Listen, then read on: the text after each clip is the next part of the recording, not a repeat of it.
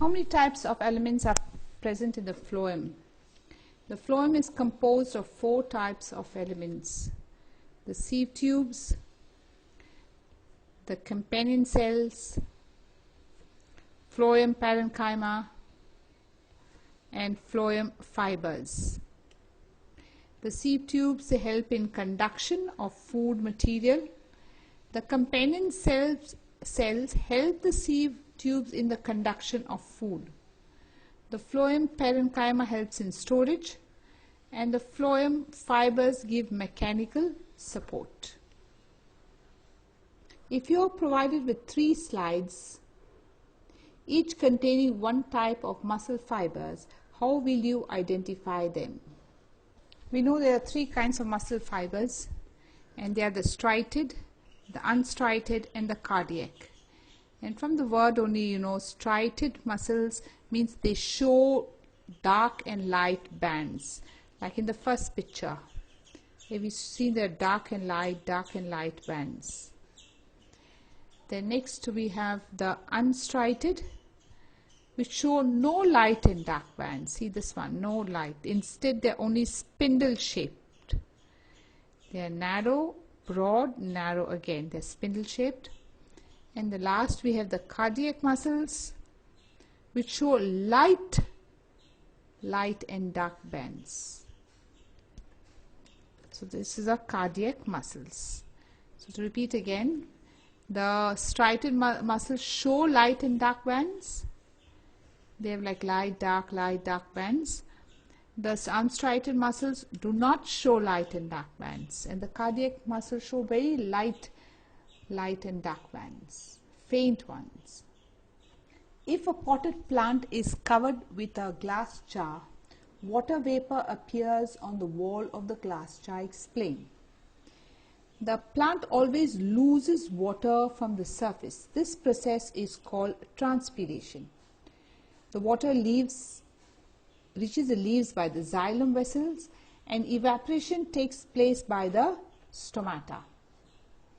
So hence, if you have a potted plant covered by a bell jar, after some time you will see that there are drops of water on this bell jar, and this is because the water is lost from the leaves by the process of transpiration in the form of water vapor. So here again it loses water by the process of evaporation, and this is called transpiration. It takes place through the stomata of the leaves. Identify the following tissues and mention their function. The first tissue is parenchyma. Thin walls. Have you seen the walls are very thin? And this is called parenchyma. The function is storage, and for grafting, of course, this is not very important, but you can write storage. You may not write these points. We've studied earlier, they help also, like Sclerenchyma helps in photosynthesis, Parenchyma helps in floating. Now the second one is Sclerenchyma. It provides mechanical support. These are thickened slightly only in the corners. And the last is the Sclerenchyma, which is a dead. Have you seen there is no nucleus here in these cells. In all these cells there were nucleus. There was a nucleus here. In each of these cells there was a nucleus. But in Sclerenchyma you must not draw nucleus, because they are dead cells.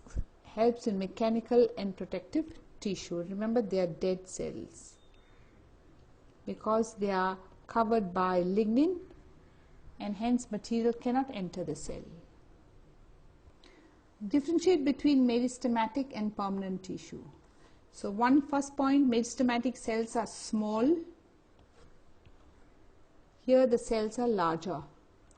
Next point, meristematic, the cells have thin walls. Here the cells they always have thin walls. Here they could be thin or they could be thick.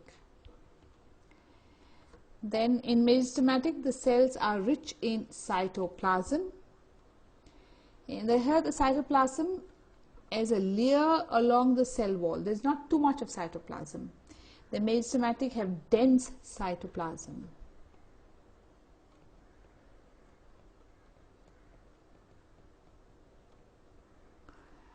Then we have the intercellular spaces. In the meristematic, there are no intercellular spaces. Here, intercellular spaces are often present. Another important difference is there is a power of cell division. The cells keep dividing. Here, they lack the power of cell division. They are unable to divide. Meristematic cells are living cells. Here they could be living or dead cells. Name the following: a tissue that stores fat in the body, and that is the adipose tissue.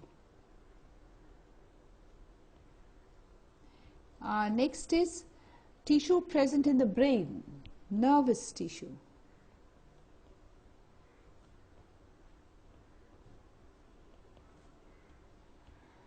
Then we have connective tissue with liquid matrix, blood. And tissue that connects muscle to bones in humans, tendons.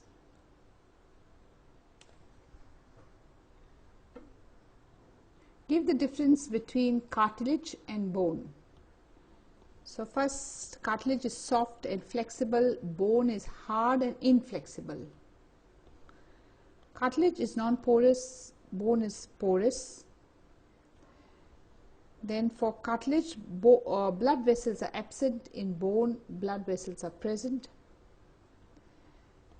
And in the matrix of cartilage is made up of protein and sugar. And matrix of bone is made up of calcium and phosphorus. Which components of the xylem are living and which are dead? So it has got 4 components. The tracheids are non-living or dead. The vessels are also non-living or dead. The xylem parenchyma is only living. When it comes to the fibers, they are also non-living or dead. So it's only the xylem parenchyma that is living. Define the process of differentiation. This process of taking up, these are the keywords, taking up a permanent shape, size and function is called differentiation. Means the cells of the meristematic, you can add this here, cells of the meristematic tissue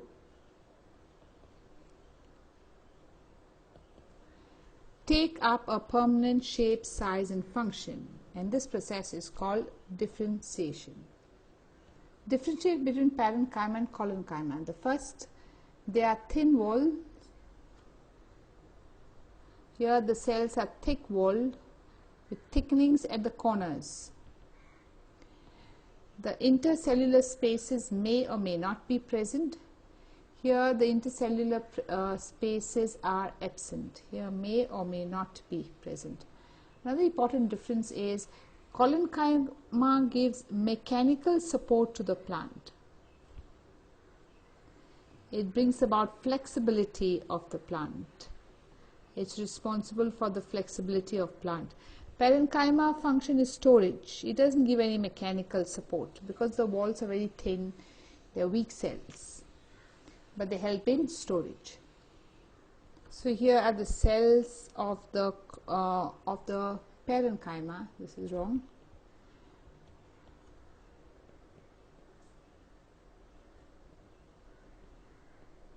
And here are the cells of the collenchyma.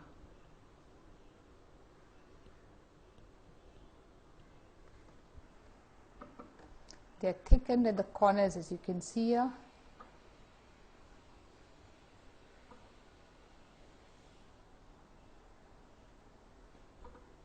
Mention the characteristics of connective tissue.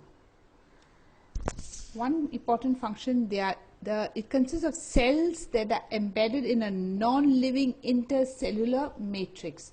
Like in the case of blood, what do we have? We have the plasma, the entire plasma, and in the plasma we have these different cells which are embedded, the WBCs, the RBCs, the leukocytes. So that is one of the characteristics of connective tissue. It's made up of cells in a matrix. Then it is composed of cells, numerous and thick structures called fibers. It binds the cells of other tissue due to its body. It connects the different cells, different parts of the body, and it gives rigidity and support. But the most important of all that is it's made up of the cell plus the matrix. The cells are present in a matrix. How are the cardiac muscles different from both voluntary and involuntary muscles in both structure and function? One thing, when you talk about function, they show contraction and relaxation throughout the lifetime. They do not go fatigue, unlike the voluntary and involuntary. So they work throughout the lifetime. And when it comes to structure, they are branched.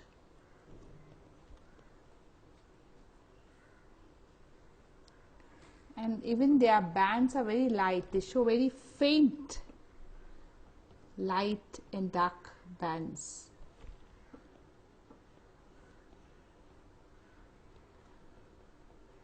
These are cells that do not fatigue. They do not stop working. They do not get fatigue. They contract and relax throughout the lifetime. None of the other muscles contract and relax throughout the lifetime.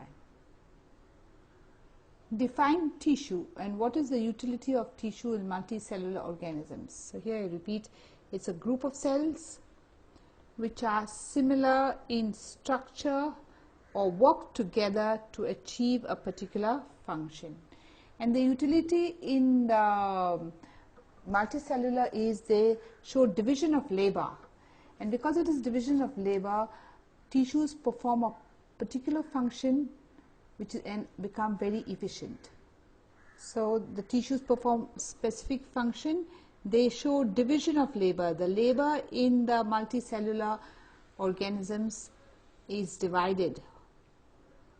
So division of labor, and this improves the efficiency. So it improves the efficiency of the body.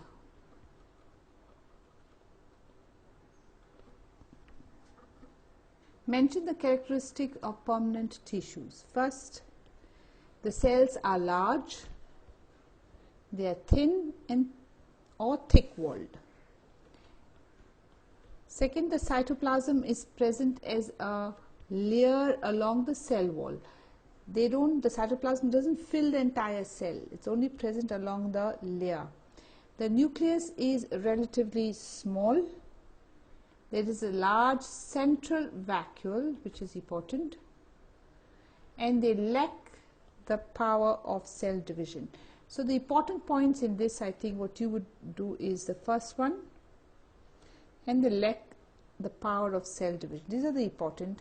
The others you could also write: the central vacuole is present, the cell wall is here, the cytoplasm is present as a layer around. But the first and the fourth are more important. Then you could write the rest. Another important function I would put here was they perform specific functions now. The permanent tissue, they do not change after this. They perform a specific function. Mention the functions of the nervous tissue. First, they conduct impulses from one part of the body to the other. That's what nerves do. Nerves are made up of nervous tissue. They conduct these messages, they carry the messages from one part of the body to another. Second, they receive stimuli from the outside environment and send the message to the brain and the spinal cord. Like our ears, they receive the sound and they take it to the brain, they send it to the brain. It is carried by the nervous tissue. Our tongue, we taste in our tongue, and that stimuli is now carried to the brain with the help of the nerves. So the nerves basically carry these nerve impulses from one part of the body to another. They also collect information from the environment with the help of our 5 sense organs.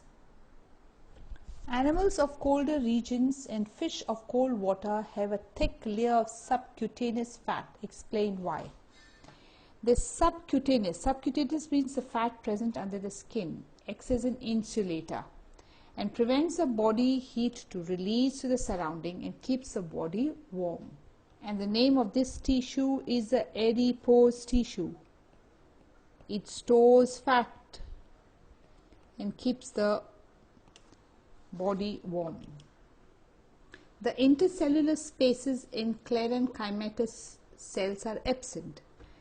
Because Sclerenchyma cells are lignified cells. What do you mean by lignified cells?